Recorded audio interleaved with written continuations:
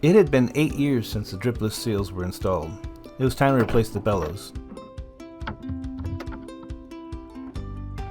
I read online that turning the rudder 30 degrees to the starboard would allow the shaft to pass past the rudder. I decided I wanted to remove the rudder and take it home and do the fairing work and bottom paint in a controlled environment.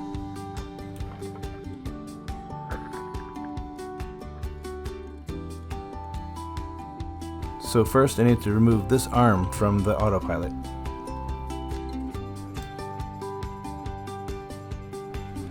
Remove the cotter pin and drive the clevis pin out. I had thought I might need to secure the arm, so I prepared a line just in case.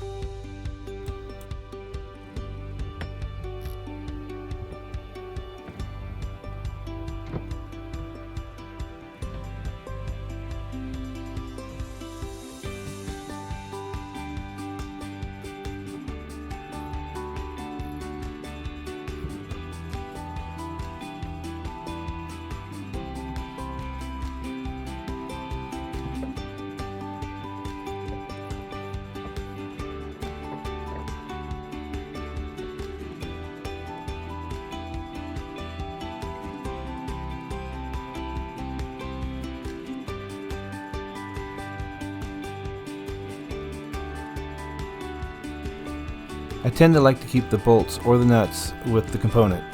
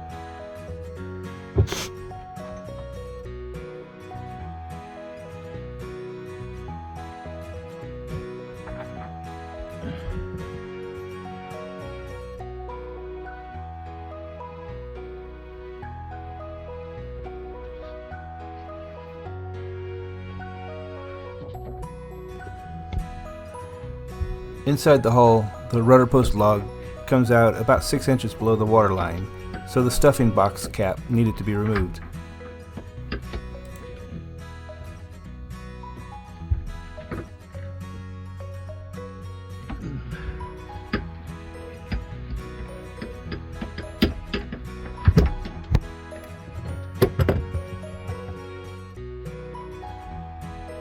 Yay! Yeah, just breaking it loose at first was hard. I had to use a universal oil filter wrench.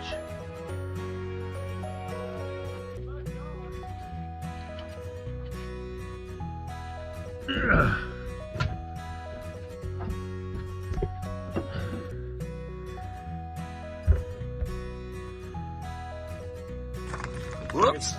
Standard video ultra wide here. And that's good. Oh, you like it in cinematic? That's what, I don't know, unless you want to change So you the can settings. adjust the blur? Yeah. I don't know what he's doing. These beads do, right? I haven't even played with the cinematic. No, I go for it. Gets good enough picture that I just go for the width, and it just makes it so I don't have to do any edits on it. That's a slow motion if you want. That'd be cool. I do that at times. I'm gonna find out how heavy this rudder is.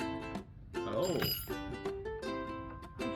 On a mount, so I'm filming as I'm pulling everything apart. But I left cloth is mounted there, so I'm not going to come back in.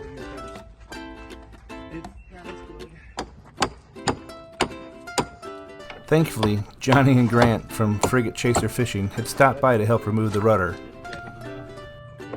I like these technical words we're making up. All right, you want to calm down? Okay.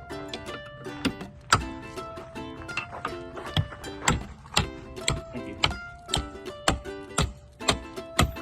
Yeah, it's flared. I got my fingers in there.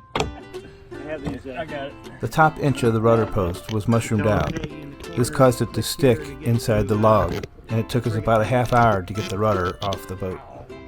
Sure, you go for it. Ready? Yeah. Finally, I used a scrap of emery cloth to take off the mushroom at the top inch of the rudder post. This helped it slide through the log a little bit better. It needed more work, but at least we got it out. I've got one here we could use. That's fine, I don't need it today. Those are choice. I just want to make sure it has. Broken. That, I know. I was kind of thinking. That's even the heavy side. This is good. I'm frustrating, but I'm also really good at catching them. Yeah. Thank you, guys. No problem. Now what? Get your hands cleaned up.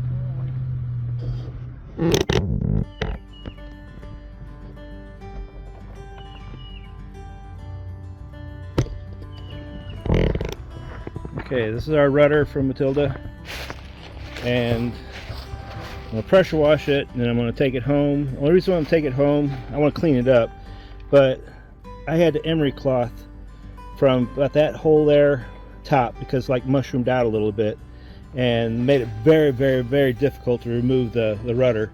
So I'm going to emery cloth it from here up. It doesn't matter, the rope packing stuff is down here, so I'm not going to affect anything on sealing from water or anything. But this part, top part right here, is where it just is mushroomed a little bit. So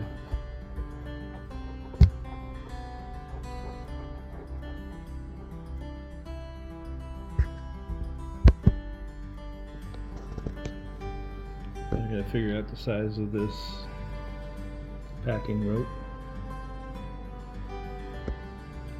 Figure out what the hell that is.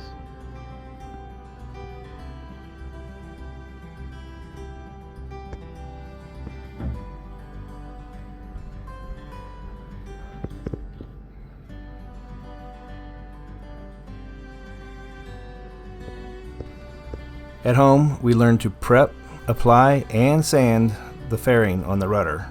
It was a good experience. Taught us a lot. After applying 2 coats of Interprotect 2000E, the rudder was ready to be reinstalled. So close to getting stuff done, and then it started raining. We were on track to being done to the point where we're ready for bottom paint. Hopefully this rain will stop and we can start tomorrow. I had spent time reworking the top of the rudder post with emery cloth. It turns out it fit well after that. It took Angie and I perhaps 5 minutes to install the rudder. Sorry I don't have video of that process.